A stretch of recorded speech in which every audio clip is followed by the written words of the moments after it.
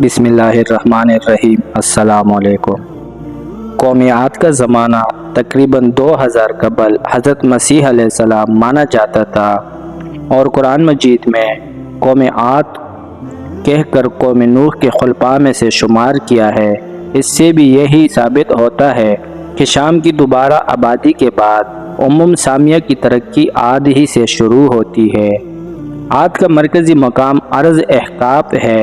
یہ حضر موت کے شمال میں اس طرح واقع ہے کہ اس کے شرق میں عمان ہے اور شمال میں راب الحالی، مگر آج یہاں ریت کے ٹیلوں کے سوا کچھ نہیں ہے، اور بعض مورخین کہتے ہیں کہ ان کی آبادی عرب کے سب سے بہترین حصہ حضر موت اور یمن میں خلیج پارس کے ساحل سے حدود عراق تک وسیع تھی، اور یمن ان کا دارالحکومت تھا۔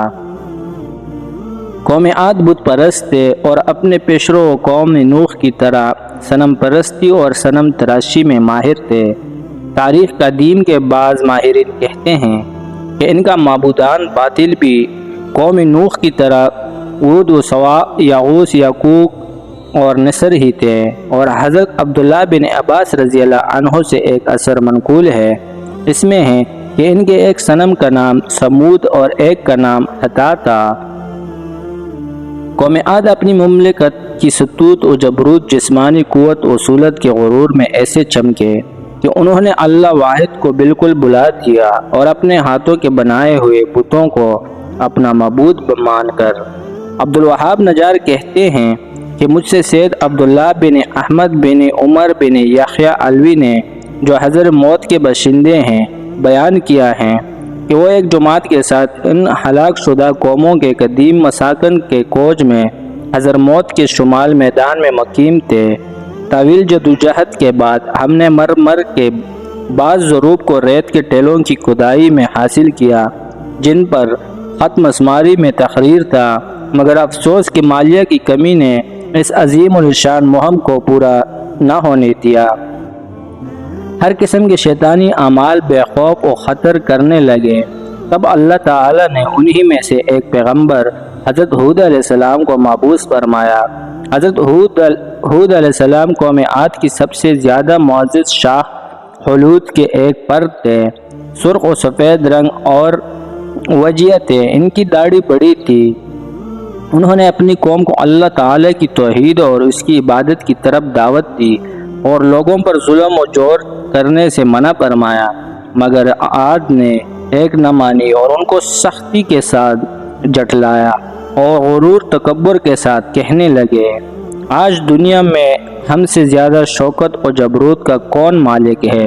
مگر حضرت ہود مسلسل اسلام کی تبلیغ میں لگے رہے اور اپنی قوم کو عذاب الہی سے ڈراتے اور غرور و سرکشی کے نتائج بتا کر قومی نوح کے واقعات یاد دلاتے اور کبھی ارشاد فرماتے، اے قوم، اپنی جسمانی طاقت اور حکومت کے جبروت میں گھمنڈ نہ کر، بلکہ اللہ کا شکر ادا کر کہ اس نے تجھ کو یہ دولت بخشی۔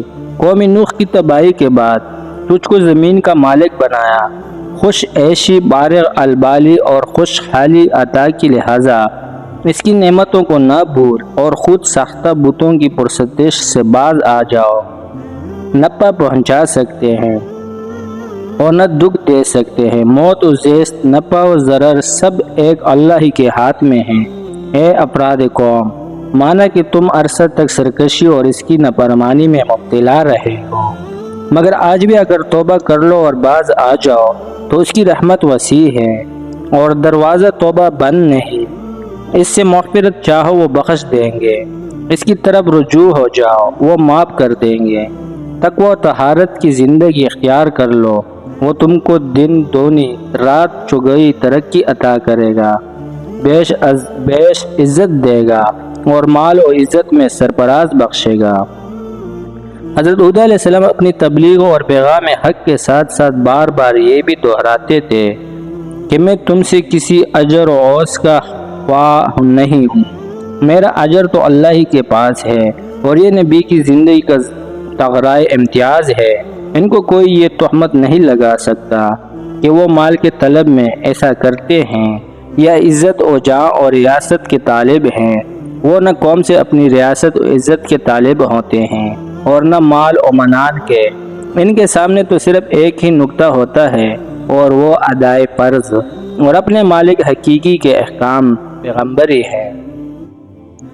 عاد اصل میں ایک شخص کا نام ہے جو نوح علیہ السلام کی 5ویں نسل اور ان کے بیٹے سام کی اولاد میں ہے۔ پھر اس شخص کی اولاد اور پوری قوم عاد کے نام سے مشہور ہو گئی۔ قرآن مجید میں عاد کے ساتھ کئی لفظ آیا ہے جس سے معلوم ہوتا ہے کہ قوم عاد کو ارم بھی کہا جاتا ہے، اور عاد اولا کے مقابلے میں کوئی عاد ثانیہ بھی ہیں۔ اس کی تحقیق میں مفسرین اور مورخین کے اقوال مختلف ہیں۔ زیادہ مشہور یہ ہے کہ قوم عاد کے دادا کا نام ارم ہے، اس کے ایک بیٹے یعنی اوس کی اولاد میں عاد ہے، یہ عاد اولا کہلاتا ہے، اور دوسرے بیٹے جسو کا بیٹا سمود ہے، یہ عاد ثانی کہلاتا ہے۔ اس تحقیق کا حاصل یہ ہے کہ عاد اور سمود دونوں ارم کی 2 شاخیں ہیں، ایک شاخ کو عاد اولا اور دوسری کو سمود یا عاد ثانیہ بھی کہا جاتا ہے، اور لفظ ارم عاد سمود دونوں کے لیے مشترکہ ہیں۔ اور بعض مفسرین نے فرمایا ہے کہ قوم عاد پر جس وقت عذاب آیا تو ان کا ایک وفد مکہ معظمہ کیا ہوا تھا، وہ عذاب سے محفوظ رہا، اس کو عاد اخروی کہتے ہیں۔ اور ہود علیہ السلام ایک نبی کا نام ہے، یہ بھی نوح علیہ السلام کی 5ویں نسل اور سام کی اولاد میں ہے۔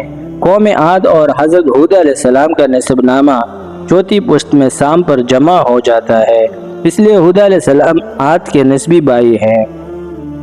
اسی لیے فرمایا گیا ہے قوم عاد کے 13 خاندان تھے، امان سے لے کر حضر موت اور یمن تک ان کی بستیاں تھی، ان کی زمینیں بڑی سرسبز و شاداب تھی، ہر قسم کے باغات تھے، رہنے کے لیے بڑے بڑے شاندار محلات بناتے تھے، بڑے قد اور قوی الحبشہ آدمی تھے، آیات مذکورہ میں ہیں۔ اللہ تعالیٰ نے دنیا کی ساری نعمتوں کے دروازے ان پر کھول دیے تھے، مگر ان کی کچھ فہمی نے انہی نعمتوں کو ان کے لیے وبال جان بنا دیا، اپنی قوت و شوکت کے نشے میں بدمست ہو کر ڈینگ مارنے لگے، اور رب العالمین جس کی نعمتوں کی بارش ان پر ہو رہی تھی اس کو چھوڑ کر بت پرستی میں مبتلا ہو گئے۔ جزاک اللہ۔